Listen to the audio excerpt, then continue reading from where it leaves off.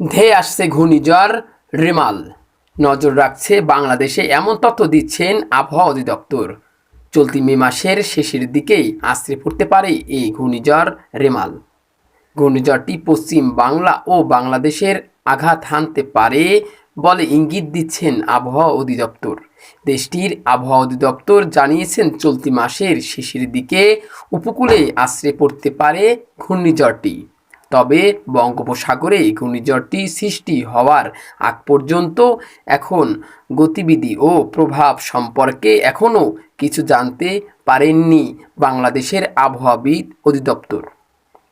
রাষ্ট্রের সংশ্লিষ্ট পক্ষ থেকে নজর রাখা হচ্ছে সার্বক্ষণিক।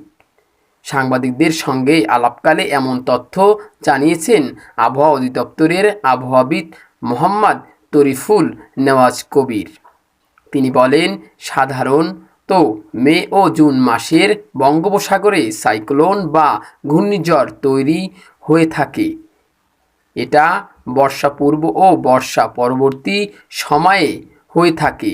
এরই ধারাবাহিকতায় আমরা আশঙ্কা করছি ২০ তারিখের পরবর্তী সময়ে বঙ্গোপসাগরে এটি লঘুচাপ তৈরি হতে পারে। এটি আরও ঘনীভূত হওয়ার সম্ভাবনাও রয়েছে বলে জানান।